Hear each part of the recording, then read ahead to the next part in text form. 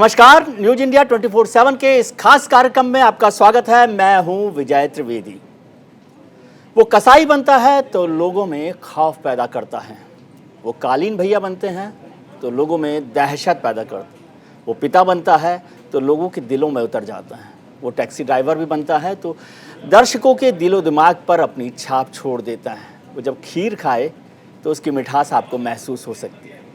यानी role negative हो या पॉजिटिव, रोल छोटा हो या बड़ा, बिना इसकी परवाह किए जो पर्दे पर 100% एफर्ट दिखाते हैं वो हैं पंकज त्रिपाठी।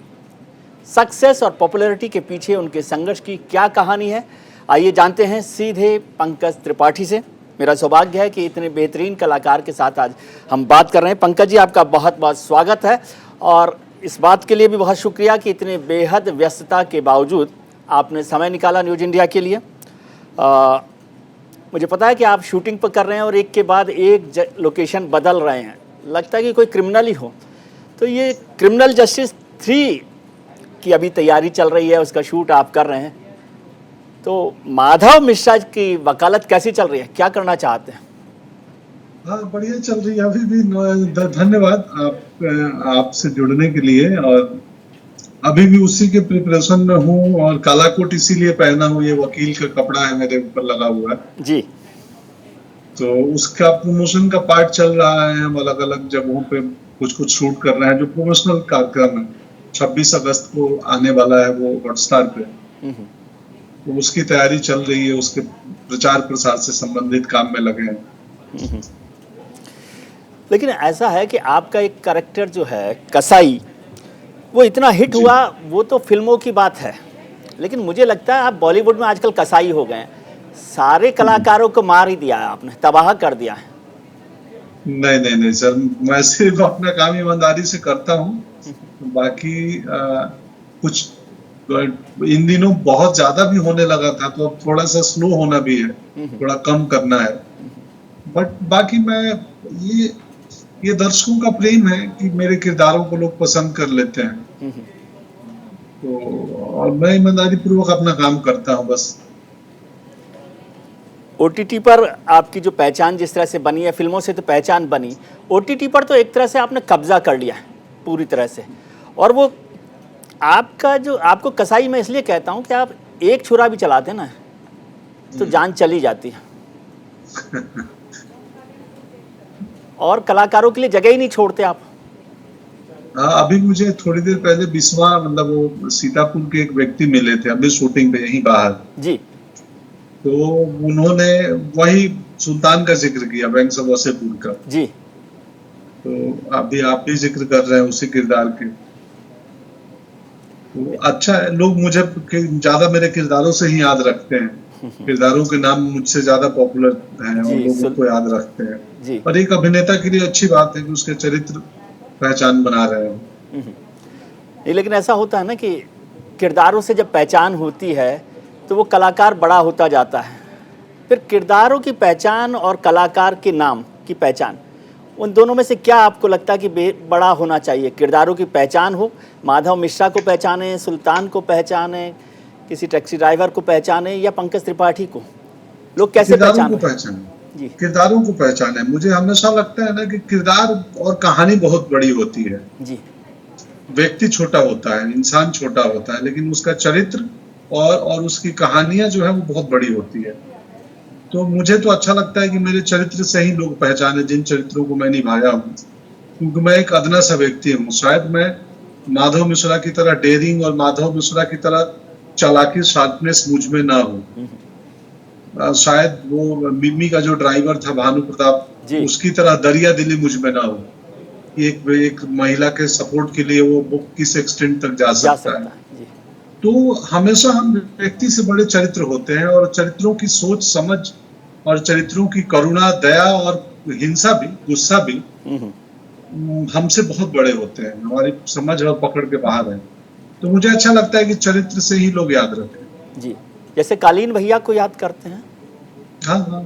कालीन भैया तो ऐसा कैरेक्टर हो गया कि ज्यादातर लोग पंकज भैया को कालीन भैया के नाम से ही जानने लगे। मुझसे बहुत बड़े हो चुके हैं, मतलब मैं जहां जाता हूं तो निकनेम हो गया है। मुझे लगता है एयरपोर्ट पे प्रिंट न छापने पे वो बोर्डिंग पास में कालीन भैया। तो हर जगह कालीन भैया, क्योंकि वो बहुत पॉपुलर कैरेक्टर है, बहुत ज्यादा। जी वो हिंदुस्तान का सबसे ज्यादा देखा जाने वाला वेब शो है। जी।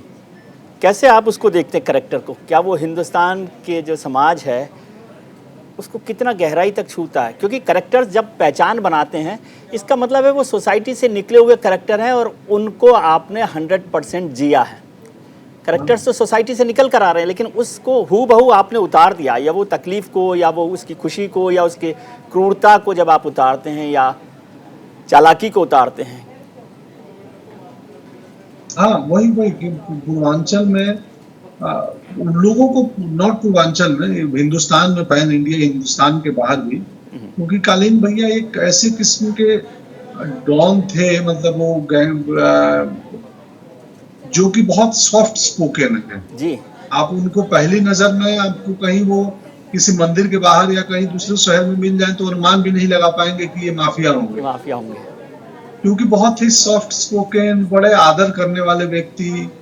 उनको देख के जब तक आप उनके जयरा, मतलब उनकी काली दुनिया को नहीं जानते हो अंदर से, तब तक कालीन भैया को आप मिल के बड़े एक सभ्य, सुसंस्कृत और सॉफ्ट स्पोकन व्यक्ति लगेंगे। जी तो वो शायद इंडियन कंटेंट में नया था कि विलेन का किरदार मिलते लोग बड़े खूंखार, हिंसक और लुक में भी डरावने या कड़क आवाज, कुछ ऑरा लेके चलते हैं। कालीन भैया का ऑरा यही है कि वो कोई ऑरा नहीं रखते हैं, जी। और बावजूद उसके उनसे वो डरा भी देते हैं, डरा भी देते और वो सहज भी कर देते हैं। बिना किसी आवाज ऊंची किए कालीन भैया डरा सकते हैं लोगों को। तो आई थिंक कि उनका चरित्र के जो विशेषताएं हैं वो कनेक्ट की होगी लोगों को, उसमें नयापन होगा, इस वजह से वो पसंद आया मुझे बहुत। कालीन भैया की रीच, मुझे याद एक सीनियर ब्यूरोक्रेट से लेके और मेरे मोहल्ले के सब्जी दुकानदार तक थे। जी। क्योंकि विलेन जो है हमारे यहाँ फिल्मों में, पहले जब फिल्मों में विलेन होते थे उनकी आवाज़ ऊंची होती थी, उनका पूरी शोहरत, उनका रंग ढंग, फिल्म, मतलब पूरा बैकड्रॉप जो है इतना धमाकेदार होता था कि वो लगता था कि विलन है। लेकिन कालीन भैया तो इतना आसानी से विलन बनते हैं, इतना चुपके से बनते हैं कि समझ ही नहीं आता। हाँ, वो लार्जर देन लाइफ लार्जर नहीं है वो। हाँ, वो लगता है कि आसपास के हैं, लेकिन उनका डर, दहशत लार्जर देन लाइफ है। लेकिन जब वासेपुर में सुल्तान पुलिस वालों को कहता हो कि पुलिस वालों की हिम्मत कैसे हो गई, ये वासेपुर है, और वो जो डायलॉग है कि यहाँ तो एक कबूतर एक पंख से उड़ता है और दूसरा अपनी इज्जत बचाने के लिए काम में लेता है, ये जो खतरनाक स्थिति है कैरेक्टर की। एक कश्यप साहब की राइटिंग थी, अनुराग कश्यप का विजन था, उन्होंने करवाया था। मुझे संवाद बोलते हुए नहीं अनुमान था कि ये इतना कल्ट और इतना पॉपुलर हो जाएगा। वो तो कल्ट हो गया। जी जी। और अनुराग कश्यप का आपने जिक्र किया वासेपुर को लेकर, तो मुझे किसी ने बताया कि जब कास्टिंग डायरेक्टर ने पंकज त्रिपाठी को वासेपुर के लिए अनुराग के पास दिया तो शायद पहली बार में उनको बात जची नहीं, ऐसा था? हाँ जी जी जी, मुझे भी टीम के लोगों ने बताया कि पहली नजर में तुम पसंद नहीं थे जी। फिर अनुराग की पूरी टीम बोली कि नहीं, हमें सबको लग रहा है कि ये करेक्ट कास्टिंग है सुल्तान की। तो अनुराग डेमोक्रेटिक है, अपने आसपास के अपने टीम मेंबर्स की सुनते हैं जी। ऐसा मैं सुना हूँ जी। तो फिर उन्होंने बोला चलो जब तुम सबको अच्छा लग रहा है तो फाइनल करो, कोई चीज होगी जो। तो अब बाद में फिल्म आने के बाद तो खैर वो जब जाहिर हो गया वो किरदार, मुझे याद है कि फिल्म रिलीज होने के रात में अनुराग ने फोन किया कि मेरे दोस्त जो फिल्म मेकर्स हैं वो फोन करके पूछ रहे हैं कि ये एक्टर कौन है जो सुल्तान का रोल किया है। और उस फिल्म के लिए मतलब एक बड़ी बात ये भी है कि उसमें और मजबूत कैरेक्टर्स कलाकार जो है वो थे साथ में, क्योंकि कमजोर कलाकार हों उसके बीच में पहचान बनाना तो फिर भी थोड़ा सा आसान काम होता। लेकिन गैंग्स ऑफ वासेपुर तो अपने आप में एक भारी भरकम कलाकारों के फिल्म थी, मतलब जो कला के मामले में जिनकी वजन था। जी बिल्कुल बिल्कुल। तो उनके साथ आप, क्योंकि खासतौर से मनोज को ले लें या और लोगों को लें, तो वो आपसे पहले उस समय तक बड़ा नाम हो गए थे, तो उनके साथ आपका इस तरह से निभना और उसके बाद उसमें अलग पहचान बना लेना, कैसे आप उसको देख रहे थे? हाँ, मुझे तो वासेपुर करते हुए लगा था कि एक रूटीन फिल्म है, जैसे मैं बाकी काम करता हूँ, ये रोल भी पता नहीं क्या होगा। लेकिन जब फिल्म आई और जब फिल्म ने थोड़ा बातचीत होने लगा, मुझे याद है कि आफ्टर वासेपुर ही पहली बार मीडिया ने मुझे खोजा और मेरे एक आध इंटरव्यू छपे थे। जी। तो जो अखबार में नाम की कहानी है ना, वो जो अखबार में नाम हम बचपन में पढ़े थे, कि तो अखबार वैसी में नाम फीलिंग आई। छपता है। जी। हाँ, कि अरे चलो यार, अब अखबार में मेरा फोटो आया है और नाम छपा है कि मैं एक्टर हूँ। तो तो मुझे पहले लगा था कि ये वासेपुर भी रूटीन फिल्म है, क्योंकि उसकी पहले मैं कम से कम सैकड़ों फिल्मों में छोटे मोटे रोल कर चुका हूँ और उनका कुछ हुआ नहीं था, एटलीस्ट 20-25 फिल्मों में। और वासेपुर से बदला, लोगों की दृष्टि पड़ी मेरे ऊपर और लोग अनुमान लगाने लगे कि यार ये एक्टर को लो और अच्छे रोल्स में रखो और ये अच्छा एक्टर है। तो एक व्यस्तता बढ़ गई, काम मिलने लगे। और हालांकि तब भी मुझे मुझे मार्केटिंग वगैरह का पता अभी भी नहीं है अनुमान। जी। तो आफ्टर वासेपुर अगेन 1-2 साल बाद मेरी स्थिति ऐसी थी कि मैं फिर 1-2 सीन के रोल पे आ चुका था। जी। लेकिन फिर मुझे लगा कि नहीं, थोड़ा प्रतीक्षा करना चाहिए, मुझे कोई फिल्म नहीं करनी चाहिए। तो एक आध साल प्रतीक्षा किया और फिर न्यूटन आई और न्यूटन ने वापस से कहानी को सही ट्रैक पे ला दिया। न्यूटन, जिसके लिए मुझे नेशनल अवार्ड मिला था 2017 में। जी, नेशनल अवार्ड मिला। और वो जो डायलॉग है, संवाद है उसमें, जब आप उनसे पूछ रहे हैं, इन्फॉर्मेशन ले रहे हैं कि कौन सी राजधानी का क्या है, मेघालय की राजधानी क्या है, नागालैंड, मैंने कहा लेकिन है, उसमें जो बात है कि ये देखिए ये बंदूक है, ये ये देश का भार है। भार है, ये तो अपने आप में मतलब इतना वजन है उस शब्द में, उस डायलॉग में, कि वो पूरी कहानी कह देता है। लेकिन क्या आप समझते हैं कि हमारे यहाँ जो लोग हैं वो बंदूक को इस तरह से देश का भार समझ रहे हैं? पता नहीं, वो मयंक तिवारी ने संवाद लिखा था और मयंक बहुत ही शार्प लिखते हैं। तो मयंक की राइटिंग थी वो, देश का भार है और मेरे कंधों पे है। कि सर क्या है ना, हम सिर्फ जो भी व्यक्ति, एक हमारी फिल्म आई थी गुंजन सक्सेना, उसमें अनूप सक्सेना एक संवाद बोलते हैं जो कहीं ना कहीं थोड़ा इससे जुड़ता हुआ है। जी। कि आप जिस व्यक्ति को जो जिम्मेदारी मिली है, अगर उस अपनी जिम्मेदारी को ईमानदारी से निभा रहा है तो वो देशभक्ति कर रहा है। जी, देशभक्ति। तो जी।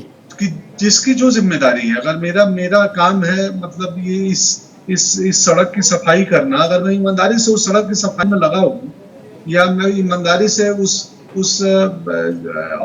अपने काम में लगा हुआ हूँ, अगर मेरा अभिनय है, मैं अगर ईमानदारी पूर्वक अभिनय करता हूँ, ठीक है कि ये पेशा है, इसके लिए मुझे पैसे मिलते हैं।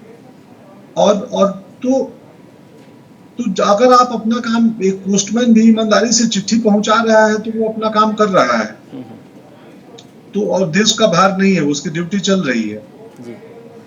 तो हम आए दिन बात करते हैं बहुत कि भ्रष्टाचार है समाज में और समाजों के ऊपर चलता है कि हमें इसको खत्म करना है। मुझे लगता है कि जो भी लोग आते हैं किसी भी पद पे, किसी भी पद पे, किसी भी काम में, वो इसी समाज से आते हैं। तो तो वो ईमानदार।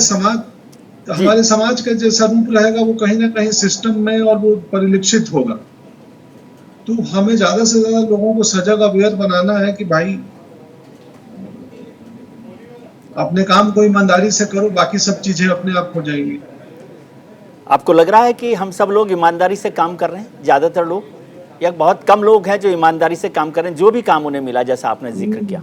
नहीं करते हैं ना, क्योंकि हम मानव है ना, हमारे अंदर लोभ है, लालच है, हमारे अंदर बहुत सारे विकार हैं जिस पे नियंत्रण करना है। हमारी इच्छाएं अनंत है, हमारी इच्छाओं पर नियंत्रण नहीं होता है। तो सबको मालूम है कि जीवन कुछ नहीं है, बेसिक जरूरतें बहुत कम है, जी। ये हम सब बातें करते हैं। जी। लेकिन उसके बाद हम इच्छाओं के प्रवाह में बह जाते हैं और इच्छाओं को पूरा करने के लिए कई बार लोभ लालच घेर लेता है और हम जो जो न्याय संगत नहीं है वो भी कर लेते हैं। जी। मानव है ना सर, मानव तो अपनी कमजोरियों के साथ है ना। अगर उसमें प्रेम है, करुणा है, दया है, तो लोभ है, ईर्ष्या है, लालच है, वो दोनों एलिमेंट उसी मानव में है। अब हम जितने बढ़िया से ज्ञान और पढ़ाई लिखाई का प्रचार प्रसार करेंगे तो हर व्यक्ति को लगेगा कि यार हमारी ड्यूटी है हमारे लोभ लालच पे नियंत्रण रखना।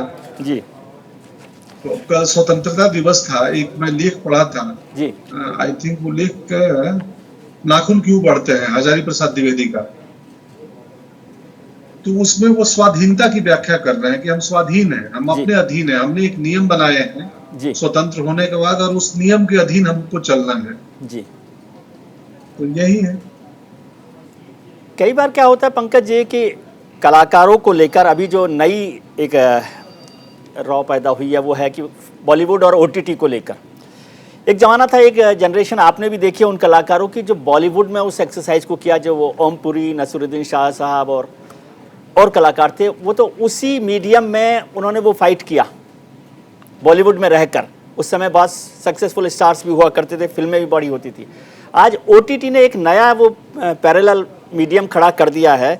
इन दोनों के बदलाव को और बॉलीवुड और ओटीटी के एक्टर्स को आप कैसे देख रहे हैं? हाँ सर, ये अच्छा है। ये जो ओटीटी प्लेटफॉर्म्स आए हैं ना, तो पहले हिंदी सिनेमा में बहुत लिमिटेड काम होते थे और हीरो हीरोइन के बाद किरदारों का महत्व नहीं था। ओटीटी ने एक लंबा स्पेस, 8 घंटे में कहानी 6 घंटे या 7-8 एपिसोड करने होते हैं। यहाँ राइटिंग बहुत इंपॉर्टेंट है, यहाँ परफॉर्मेंस बहुत इंपॉर्टेंट है जी क्योंकि यहाँ रीच, सिनेमा में बहुत बड़ा रोल होता है, कितने स्क्रीन मिले, कितने शो मिले, फिल्म कहाँ तक पहुंची, कौन ऑडियंस को सिनेमा हॉल लाएगा। ओटीटी पे कहानी अच्छी है, परफॉर्मेंस बढ़िया है, ऑडियंस को कोई भी ला सकता है। और कहानी बुरी है तो ओटीटी पे कोई भी ऑडियंस को नहीं ला सकता है, कहानी में दम नहीं है तो। क्योंकि यहाँ जुड़ना जितना आसान है, एग्जिट होना भी उतना ही आसान है। एक क्लिक से आप लॉगिन करके आप देखना शुरू करते हो और एक क्लिक से आप एग्जिट हो जाते हो। तो ओटीटी ने हम जैसे बहुत सारे अभिनेताओं को व्यस्त किया है, उनको मंच दिया है, जो शायद हिंदी सिनेमा देने में कोताही कर रहा था पहले जी कि हमें चाचा मौसा बना के रखे थे कि भाई ये तो कैरेक्टर आर्टिस्ट हैं जी, कैरेक्टर रोल्स करते हैं। जी ओटीटी ने वो भ्रम तोड़ दिया है कि भाई कोई अभिनेता, आप देखेंगे पंचायत सीरीज आई है, उसमें सब अभिनेताओं को लोग खूब पसंद कर रहे हैं। ज्यादातर उसमें नए लड़के हैं, जीतू को छोड़ दे तो, और रघु भाई को, रघुदा को, रघुवीर यादव जी को, ज्यादातर लोग नए हैं तो नए हैं और लोग पसंद कर रहे हैं। बाकी सोनी लिव पे देखेंगे तो अच्छे शोज आते हैं, या किसी भी ओटीटी पे। तो अभिनेता कौन है, कितना बड़ा है, उससे ज्यादा जरूरी हो जाती है कहानी कितनी अच्छी है और कितनी बढ़िया है, कितनी ग्रिपिंग है, जी। बनाया कैसे गया है। आपने ओटीटी के रेफरेंस में, बॉलीवुड के रेफरेंस में कहा कि चाचा मौसा का रोल मिलता था करेक्टर आर्टिस्ट के लिए या अच्छे आर्टिस्ट को। बॉलीवुड की एक मुश्किल ये भी है कि वहाँ पे चाचा मौसा होना जरूरी है।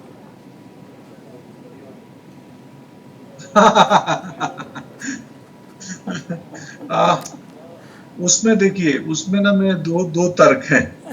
एक तर्क ये है ना कि हर व्यक्ति चाहता है कि मैं अपने बच्चे को एक अच्छा व्यवसाय दे दूं। जी मेरे प्रोफेशन में अगर वो आ जाए और इसमें वो अच्छा कर ले तो बहुत बढ़िया है।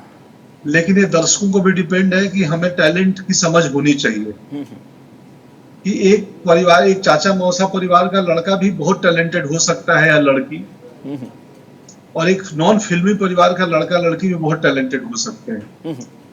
मौके की बात है तो यस, जो बाहर से आते हैं उनको मौके मिलने में वक्त लगता था, बहुत समय लगता था। जैसे मैं 2004 से आया हूँ और 2018-19 के बाद लोग जानना शुरू किए कि मैं एक्टर हूँ। तो 12-13 साल तो संघर्ष चल रहा था कि कैसी जगह मिले, कैसे काम मिले, टैलेंट होने के बावजूद। तो मुझे हमेशा से लगता है कि दर्शकों को, जो प्रतिभावान लोग हैं, उनको देखना चाहिए, उनको सराहना चाहिए, और बाकी मार्केटिंग गिमिक्स और हाइप्स क्रिएट किए हुए चीजों में दर्शकों को नहीं फंसना चाहिए। जी पंकज भाई, आप ये मेरे हिसाब से पॉलिटिकली करेक्ट जवाब दे रहे हैं, लेकिन मैं समझना चाहता हूँ। आपने कहा कि दर्शकों को समझना चाहिए। दर्शकों के पास तो चॉइस ही नहीं है। जब पंकज भैया आएंगे मूवी में तब देखेंगे ना, पसंद करेंगे ना। चाचा जी नहीं है, मौसा जी नहीं है, तो 2004 से 2011-12 आने में, 18 आने में बहुत वक्त लगता है ना। और वो फ्रस्ट्रेशन आपको फिल्म आने से पहले प्रूव करनी है, अपनी एक्टिंग, अपनी ताकत, अपनी टैलेंट।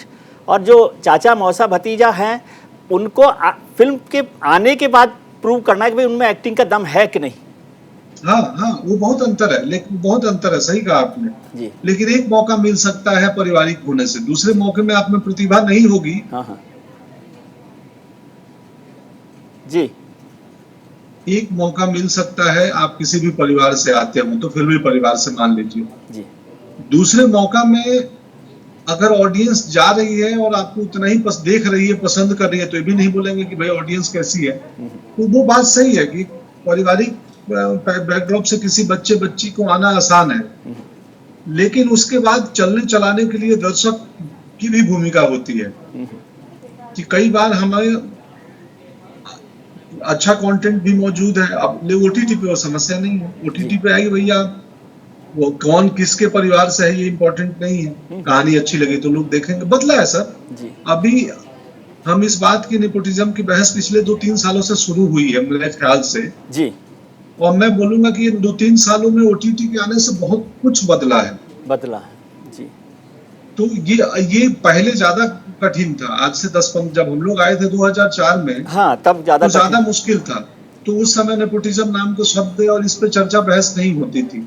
जी। हो वही। सकता है इसमें सोशल मीडिया का भी प्रभाव है, क्योंकि इंटरनेट आया, सोशल मीडिया आया, तो किसी भी बातचीत में कॉमन लोग इन्वॉल्व हो जाते हैं, वो सोशल पे चलने लगता है।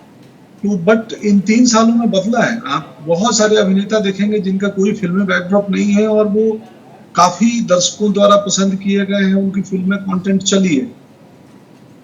अब मेरे जितने पिछले 4 सालों में फिल्मों का हिस्सा रहा हूँ, चाहे मिम्मी हो, स्त्री हो, न्यूटन हो, गुंजन सक्सेना हो, बरेली की बर्फी हो, बरेली की बर्फी। लूडो हो, कागज हो, मिर्जापुर हो, क्रिमिनल जस्टिस हो, ये सारे मोस्ट व्यूड फिल्म और शोज हैं अपने अपने प्लेटफॉर्म के। वो तो तो एक, लेकिन एक मौका मिलना ही तो मुश्किल होता है ना। पंकज भैया को यस, गोपालगंज से मुंबई आकर 8 साल लगते हैं, और वो भी एनएसडी के एक्टर को। हाँ हाँ हाँ, बिल्कुल बिल्कुल, वो मुश्किल था, अब उतना मुश्किल नहीं है। अभी भी उसमें एक और चीज है, उसका एक और पहलू है सर। उसका पहलू ये है ना कि असल में जनसंख्या, भीड़ बहुत है, भीड़ मतलब आप जैसे एक फिल्म बन रही है तो फिल्म में 10 लोग ही चाहिए होंगे, अगर नए चेहरे भी लेने हैं तो। अब वो 10 लोगों के कास्टिंग के लिए 10,000 या 2,000 बच्चे आते हैं, ऑडिशन देते हैं जी।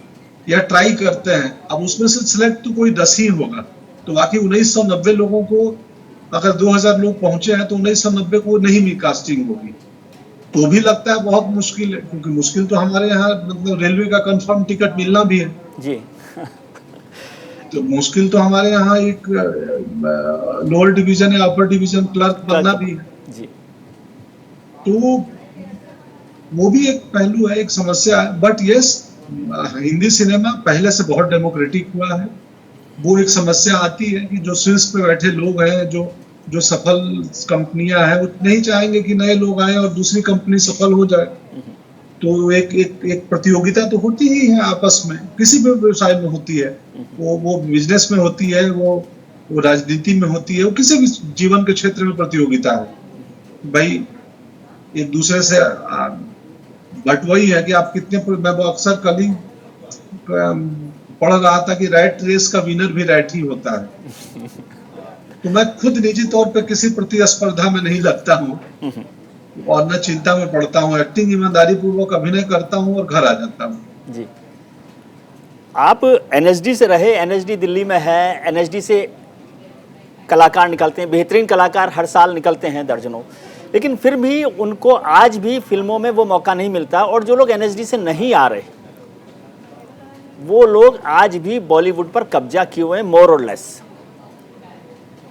हाँ सर, एनएसडी में थिएटर की ट्रेनिंग होती है और एनएसडी के आधे पास आउट, हर बैच के लगभग आधे लोग मुंबई नहीं आते हैं, सिनेमा में नहीं आते हैं जी। वो अपने अपने प्रदेशों में जाके काम करते हैं। जैसे मेरी बैचमेट एक अगरतला में है, एक आसाम में है, एक कोरिया चला गया, एक मणिपुर में है, वो बॉम्बे नहीं आए। मेरे बैच के आधे लोग ही आए जी। तो यस, वो बात है। अब यहाँ क्या है ना कि आप मुंबई में सिनेमा उद्योग में आके आप एफटीआई या एनएसडी से आ रहे हैं, वो इनके लिए बहुत इंपॉर्टेंट नहीं है। यहाँ शुरुआत लड़ाई जो है बिल्कुल बेसिक से चालू होती है कि आप कैमरे वाले टेक्निक को कितना समझते हो। आप इस, चूंकि थोड़ा सा अंतर है सिनेमा और रंगमंच के मीडियम में, जी। तो और यहाँ वो है, यहाँ थोड़ा तो वो थोड़ा ब्रेक थ्रू करना मुश्किल होता है। बट यस, अगर आप आज से 10 साल पहले का बनिस्बत आज देखें तो आज बहुत अंतर है। मेरे बैच में मैं हूँ, इश्तियाक है, इश्तियाक आरिफ खान, जी विजय सिंह है, भानु उदय है, तो काफी लड़के अच्छा काम कर रहे हैं बॉम्बे में।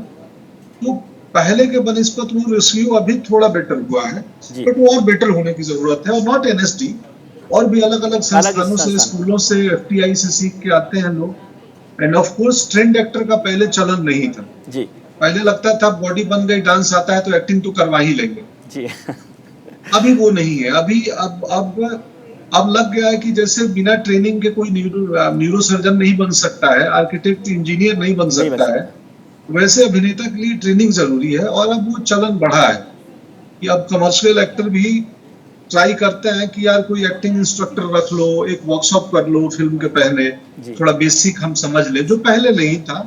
अब वो ट्रेनिंग की वैल्यू और उसका महत्व बढ़ी है इन दिनों। जी। आपने भी थिएटर किया, काफ़ी एनएसडी के बाद भी किया, पहले भी किया। तो गोपालगंज के लड़के में ऐसा क्या खास था कि वो थिएटर से बॉलीवुड का हीरो हो गया?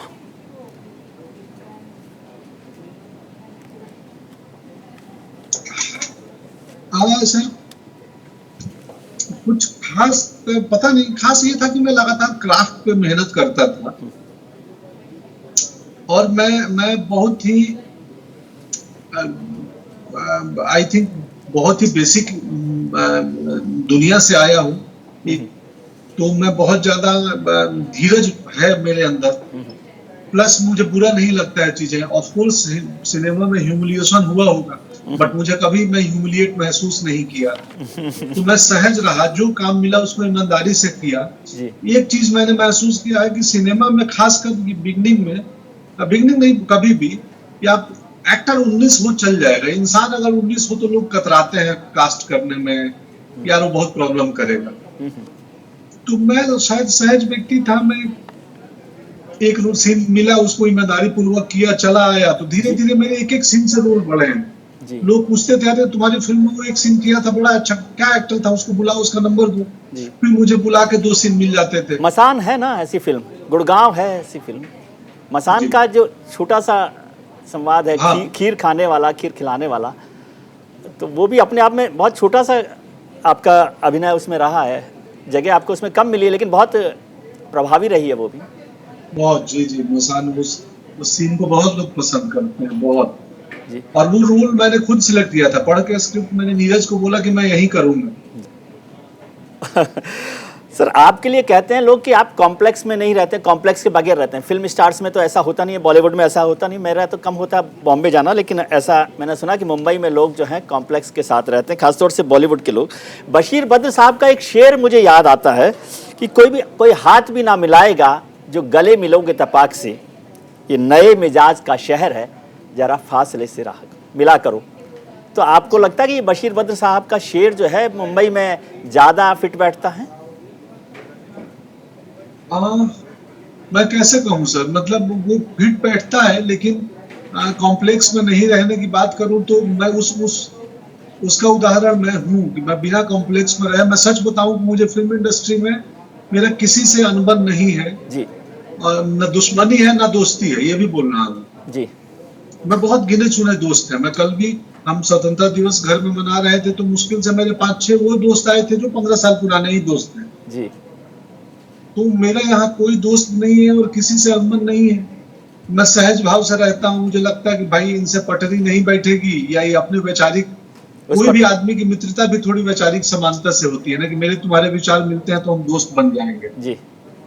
तो कई लोग हैं, उनकी अपनी जीवन शैली, अपना तरीका है, और मुझे लगता है कि मैं सहज नहीं हूँ तो मैं वैसी महफिल में जाता ही नहीं हूँ। उनको भी आदर करता हूँ, मैं बोलता हूँ भाई मेरा रहने दो, मैं क्या बातें करूंगा। मैं फिल्मी पार्टियों में नहीं जाता हूँ, मैं 5 मिनट बाद वॉकआउट हो जाऊंगा जी। तो मैं सिनेमा के, और मैं बातें करूंगा लिटरेचर की, मैं बातें करूंगा खाने की, घूमने की, वो महफिल में मिलेंगे ही नहीं वैसे लोग। जी। लेकिन जो बात हम लोग कर रहे थे ये वाली, वो एक कंट्राडिक्शन दिखाई देता ना सर। कलाकार क्यों आता है, फिल्मों में क्यों आ रहा है, थिएटर पे क्यों आ रहा है, आर्टिस्ट बन रहा है, सेलिब्रिटी बन रहा है, कि उसको लोग दुनिया पहचाने। और जैसे ही दुनिया पहचानने लगती है कि सबसे पहले एक ब्लैक गॉगल्स खरीदते हैं और फिर आंखें जो है बिल्कुल स्ट्रेट रखते हैं कि किसी से मिल ना जाए। ये कंट्राडिक्शन नहीं है लाइफ? हाँ, वो तो है, ये बिल्कुल मैंने भी बोला है, ये है। मैं नहीं करता हूँ। मैं आज भी अभी आप इस शूटिंग पे ऑटो में आया हूँ बैठ के। ऐसा नहीं मेरे पास गाड़ियां नहीं है, गाड़ियां हैं मेरे पास। जी और चूंकि बोट से आना था, मुझे जल्दी पहुंचना था, तो मैं नदी बोट से क्रॉस किया, जी पब्लिक बोट में, और पार होके ऑटो में बैठ के आ गया। तो मैं 10 मिनट में पहुंच गया। बाई रोड आता तो मुझे 1 घंटे लगते। जी तो वो आपकी चॉइस है कि आप, यस हम चाहते हैं पॉपुलर हो, लोग जाने। कई बार वो थोड़ा सेफ्टी कंसर्न भी होता है बहुत भीड़ में जाने में, कि किस व्यक्ति की क्या नियत हो। जी लेकिन आपके ऊपर है कि आप जीवन को कैसे लेते हैं। मैं इस तमाम जान पहचान चकाचौंध के बावजूद भी मैं अपने जीवन के उस सादगी को बरत, क्योंकि मुझे उसमें अच्छा लगता है। ऐसा नहीं कि मैं उसके लिए कोई मैं इमेज बनाना चाहता हूँ कि देखो जी मैं सिंपल आदमी हूँ, नहीं, मैं वैसा ही हूँ। मेरी वही मूल प्रवृत्ति है, नेचर है।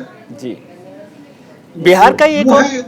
बिहार का ही एक और कलाकार है जिसका नाम पंकज के साथ लिया जाता है, उससे ऊपर ही लिया जाता है, मनोज वाजपेयी। मनोज जी को आप कैसे देखते हैं, क्योंकि आपका और उनका बड़ा एक क्लोज इंस्पिरेशन है मेरे मनोज भैया। तो उनको अखबार में पढ़ के तो मैं सोचा कि मैं भी एक्टिंग कर सकता हूँ, क्योंकि वो बेतिया के थे, मेरे उस नदी के उस पार के। जी तो उनको देख के, वो मनोज भैया, संजय मिश्रा जी जो भी बिहार से है, जी तो मनोज भैया को देख के मुझे लगा कि यार ये मुश्किल नहीं है, बना जा सकता है। हम्म।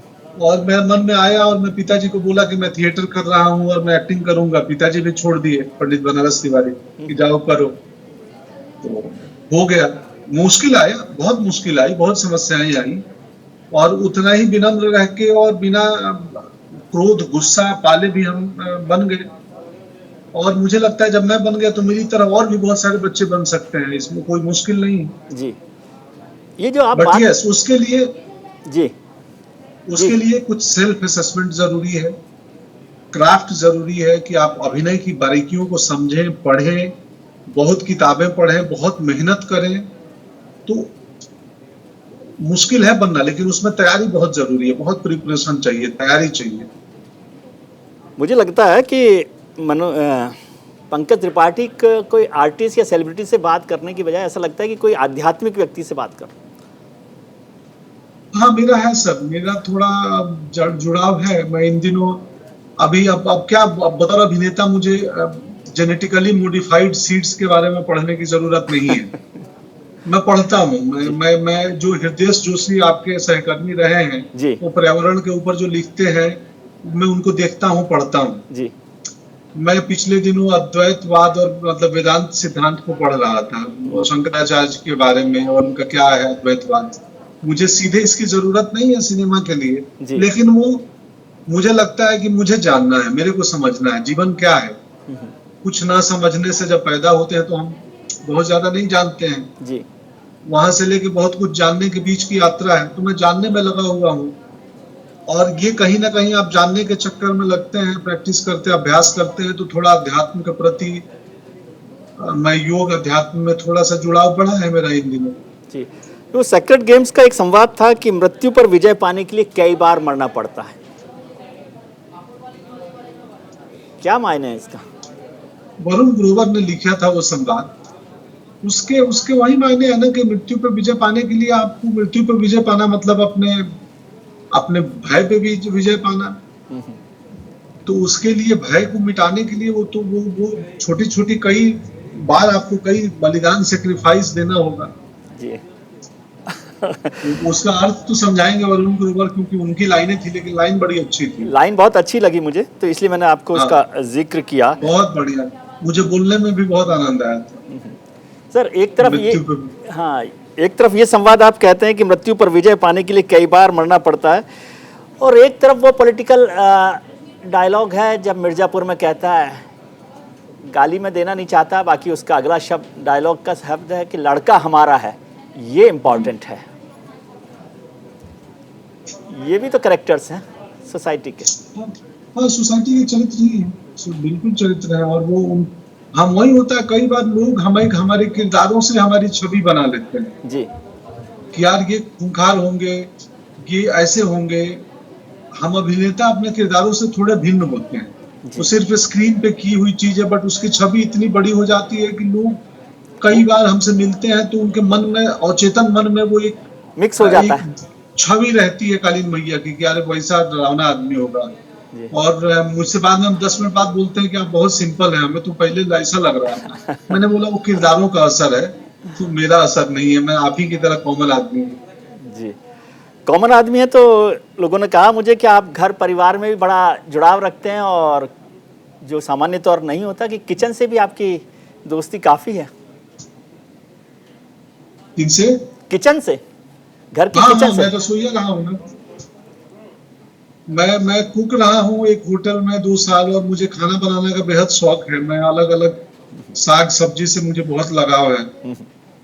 तो और रोज अभिनय जैसा ही काम है, किचन का काम बड़ा क्रिएटिव काम है। हाँ हाँ मुझे लगता है कि हर लड़के को, हर व्यक्ति को खाना बनाने आना चाहिए।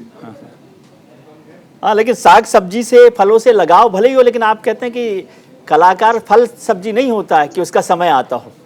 लोग अक्सर कहते हैं ना कि कलाकार का समय आ गया है। समय आ गया है, सीजन। हम समय हमारा कैसे होता है? वो समय तो फलों सब्जियों को बोला था एक बार। जी वो तो सही है, समय क्या नहीं होता है। बट यहाँ समय, आई थिंक सक्सेस से मापते हैं कि आपकी फिल्में चल रही हैं तो आपका समय होगा शायद। आप किचन को या कुकिंग को और एक्टिंग को कुछ जोड़ के देखते हैं? जी, मात्राओं का खेल है ना। अगर हल्दी ज्यादा पड़ गया या नमक ज्यादा हो गया तो बेस्वाद हो जाता है भोजन। वैसे ही भावनाएं अगर इमोशंस ज्यादा पड़ गया, कम पड़ गया तो बेस्वाद हो जाएगा अभिनय। जी तो किचन में और अभिनय में, दोनों में इमेजिनेशन की बड़ी भूमिका है, जी सर, ये कल्पना की। जी, कल्पना और स्वाद का जो जिक्र किया, आजकल फिल्मों में जितनी फिल्में आ रही हैं उसमें एक और चीज़ आ गई है कि आप बड़े स्वाद से बनाते हैं, आप उसमें हल्दी नमक मसाला सब कुछ डाल रहे हैं, लेकिन जैसे ही फिल्म आने वाली होती है उससे पहले उसका एक बायकॉट का सीजन चालू होता है। पहले फिल्मों का प्रमोशन का सीजन होता था, आजकल बॉयकॉट का सीजन होता है। ये बॉयकॉट का सीजन जो है वो प्रमोशन का सीजन है, या हमारी सोसाइटी थोड़ी सी ज़्यादा सेंसिटिव हो गई है?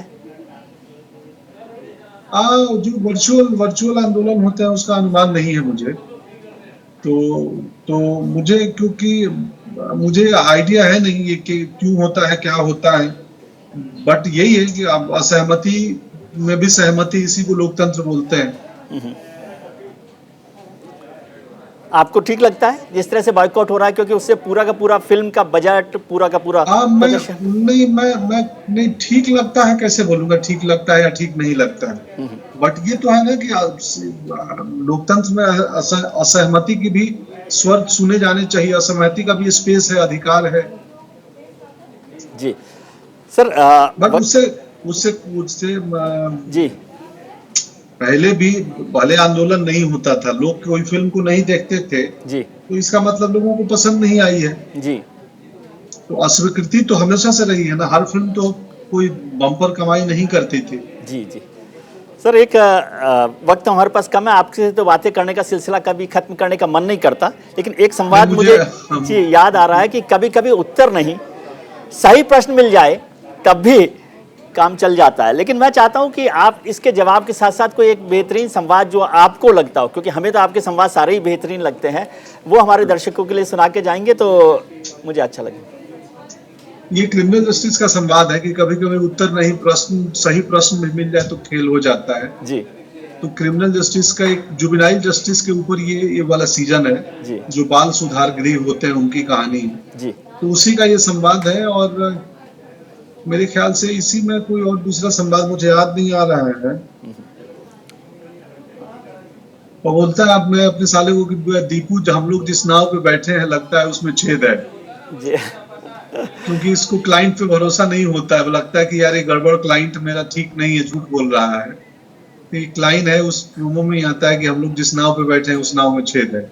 जी चलिए, बहुत बहुत शुभकामनाएं सर आपको, और आपने वक्त निकाला हमारे लिए, उसके लिए भी बहुत शुक्रिया। आपकी आने वाली फिल्मों फुकरे 3, ओ माय गॉड, और जितने आपके प्रोजेक्ट्स हैं उनके लिए बहुत शुभकामनाएं। हिंदुस्तान के दर्शक पंकज त्रिपाठी का हमेशा इंतजार करते हैं। मुझे खास तौर से बहुत अच्छा लगा, बहुत शुक्रिया। न्यूज़ इंडिया पर खबरों का सिलसिला जारी रहेगा, इसलिए आप कहीं मत जाइएगा।